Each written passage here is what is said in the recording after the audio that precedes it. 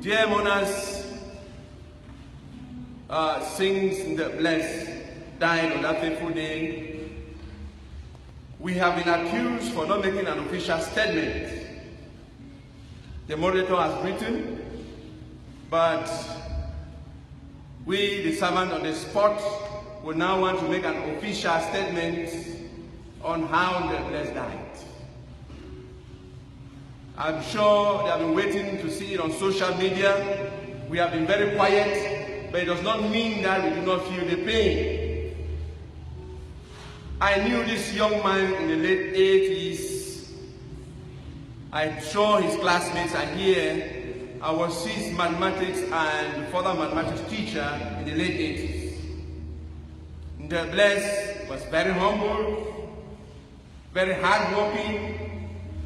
In fact, I had never seen him quarrel with somebody or abuse somebody. In August 2011, the PEA had recruitment in PSS Mancon, and I was one of those to do the selection. At the end of the exercise, I saw Ndeh Blaise. He was not selected because his field was not needed in the PEA. I walked up to the education secretary representative, who was his teacher in Batibo, like myself, and I told him that I've seen Ndeh Blaise. He has not been recruited. You know that he can do anything for us. I think that you should recruit him and send to CPC Bali, where I'm principal. I know what he can do for us. And the education sector representative met the authorities, and they accepted that Ndeh Blaise should be recruited and sent to meet me in CPC Bali. For the past 7 years, he has held almost all the offices except that of the discipline master, vice and principal, almost all. And he has done well in all the offices. He has never quarreled a staff member. He even acted as a private secretary to the principal. Because at midnight of the office, I will call Ndeh Blaise and say, please, I'm sleeping. So can you meet me in the office? So please, in 5 minutes, I will be there. Sometimes we work till about 4 a.m. And at 6:30 we are back at work. Last Saturday, I met Ndeh Blaise in one of the houses doing some electrical repairs. And we cracked some jokes and I left. About midday, he went to Cameroon Bali on foot to photocopy some documents for the daughter and buy some electrical gadgets. When he got there, he forgot something. When he got to the house, he recalled that he had forgotten something.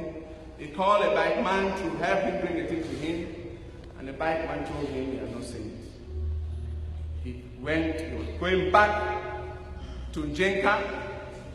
Halfway, he met gendarmes who were doing their control on the private roads and harassing people. Ndeh Blaise was checked and asked to go. A blood testing officer called him back and asked him to stand on the stone wall. Put down your dresses. He put down his shirt, the local lady put down his pants. He went and put down his pants, pulled his mask down, and opened fire on his legs.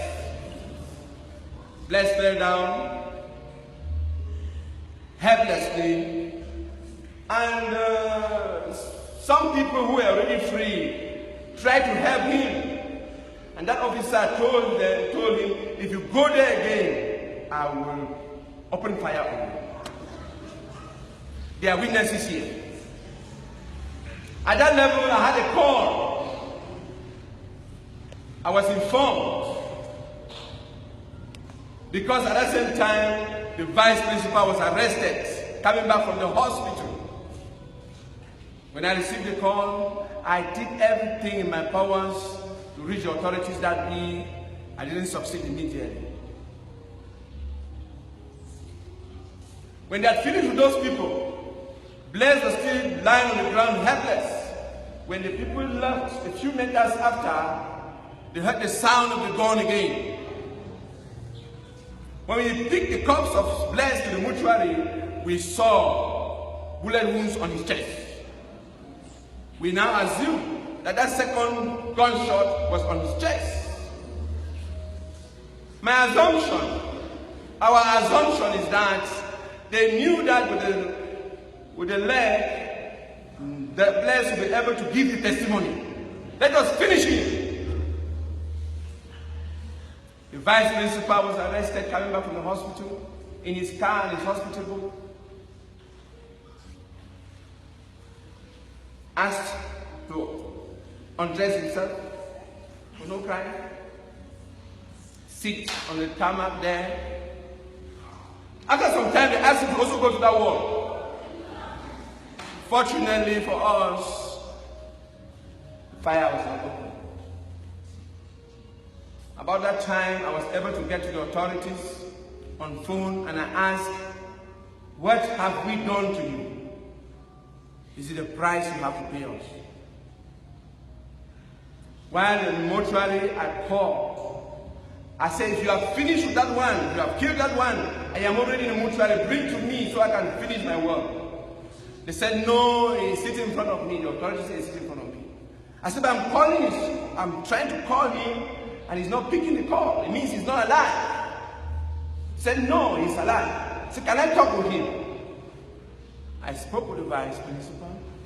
Fortunately, the authorities listened to me once, again, and later on we went and got him. My dear friends, Ndeh Blaise is no more. Ndeh Blaise, I pray that you intercede for the one who murdered you. I pray that you intercede for this country. I pray that the people who murdered you should have long life, so that they will see what CPC will be one day. CPC is the oldest school in this region, and they cannot do this to CPC Bali. What has CPC Bali done? The authorities that be, can you check the records of CPC Bali and tell us what he has done to you? Can you also check the records of Ndeh Blaise, his academic records, his work profile, if there's something wrong? Well, some people assume that maybe Ndeh Blaise argued with them or he was rude to them. Ndeh Blaise is never rude, he never argues. He never argues. Well, he was another staff member, I could say. I'm not saying this because he's dead.